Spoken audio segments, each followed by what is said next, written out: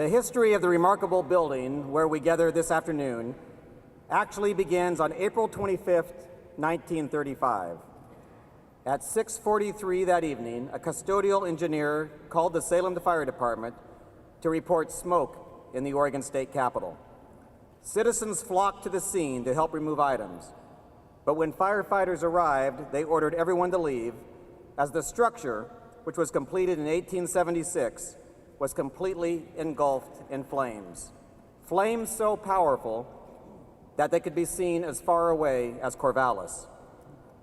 Among those in the crowd was then 12-year-old Mark Hatfield, who would later write, quote, "We watched from a safe distance until the final crescendo, the copper dome lighting the sky aflame and plunging to the ground in a thunderous crash, all spectacular color and light."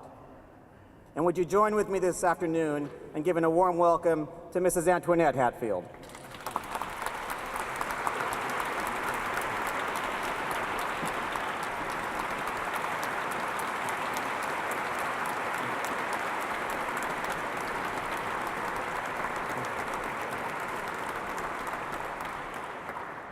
It was later determined that the fire started in the Capitol's basement and quickly spread to piles of old records.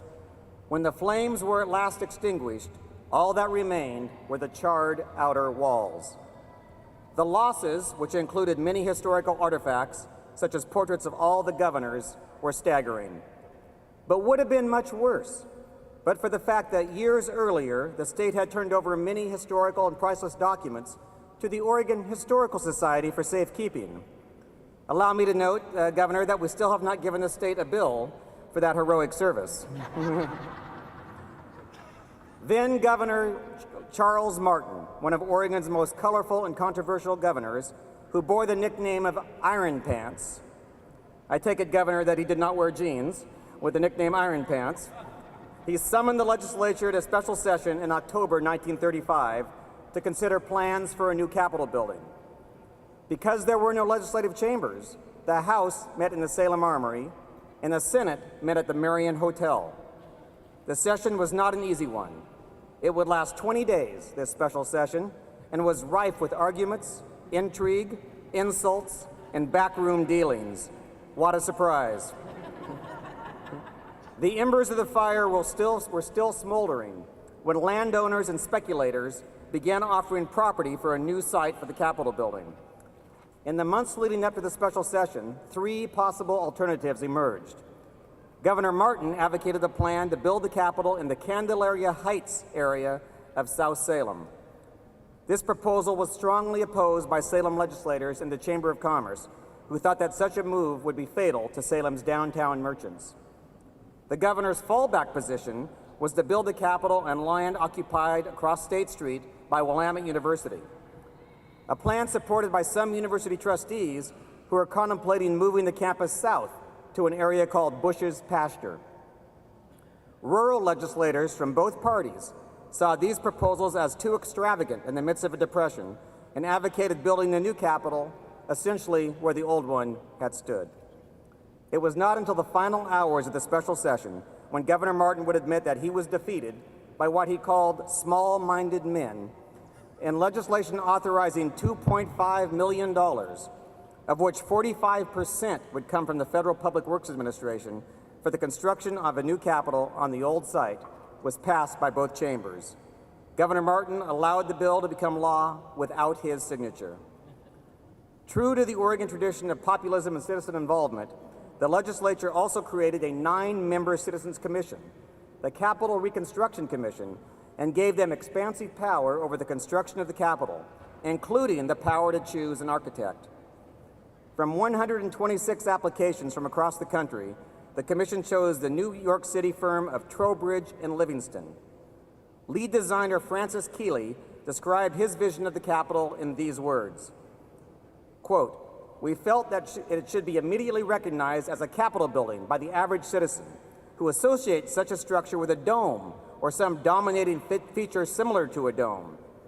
We decided, however, to try to design something that would be distinctive and different so that this Capitol, Oregon's Capitol, would stand apart from all other capitals." What set it apart more than anything else, of course, was the Oregon Pioneer statue that tops the building. Cast in bronze and finished in gold leaf, the statue represents the spirit of Oregon's early settlers and weighs 8.5 tons.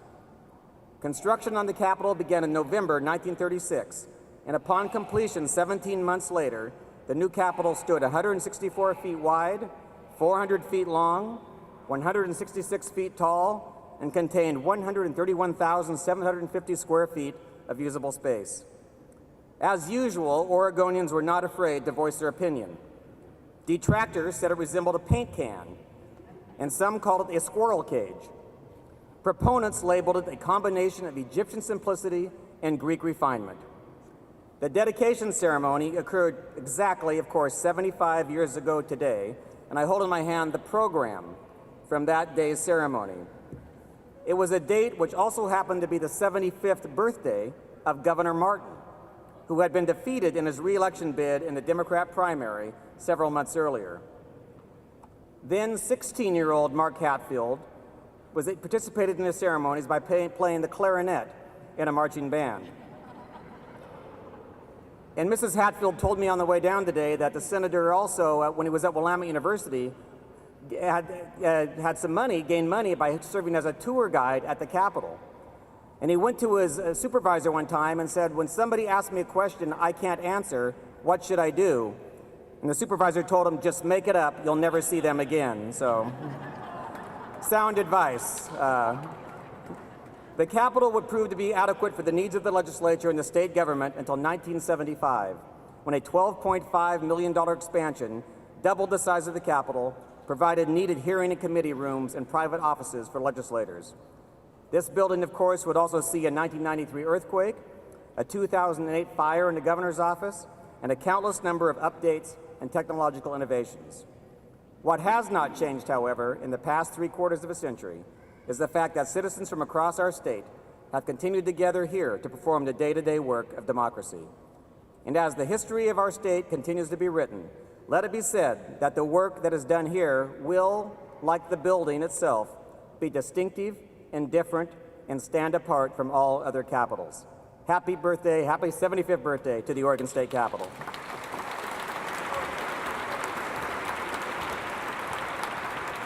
I first came here as a sixth grader at what was used to be Collinsview grade school in Portland, where I was in sixth grade, and this was in 1959 during the centennial. And I never believed that or imagined that I would spend most of my adult life in this building.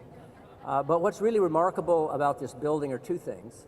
One is the people who are outside it, and this amazing state that manages to come together over and over again, no matter what happens, and sort of remember that we're all in this together. And I just think it's really an amazing accomplishment that in this era of bitter partisanship and ideology, that the people who sent folks to this building and the people who are in the legislature still have a grasp of why they're here and what's important. Community, doing the people's work in a responsible way, thinking about tomorrow, not just today. So I want to thank everyone in the legislature who's here. I want to thank everybody outside this building for sending them here, sending us here, and I want to celebrate this great building, this great state, and particularly the top of it, which President Courtney refers to as the Capitol with the bowling trophy on it. The building needs attention, serious attention. The beautiful thing about this birthday is not this birthday, but the birthdays that will follow for this building. It is my hope that all the things that have gone into this birthday will motivate legislators and governors and others to take the time to spend the money to refit and rebuild this great edifice. So not only is it safe for all Oregonians when the great earthquake hits, and we can still do our business here, but also so it can be more accessible than she is today. I don't know that we speak as volubly about the grandeur of this building as the building speaks itself. When I look at this rotunda, I think of the territorial seal and the seal of the provisional state government and our great seal of the state of Oregon, which is filled with heraldic imagery of what Oregon really is, the departing British man of war, the arriving trading coastal trader, the mountains, the elk, the sheaves of wheat, the Conestoga wagons of the Oregon pioneer. This says Oregon, my Oregon.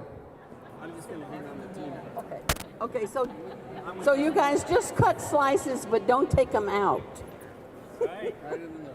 There you go. And don't slice each other.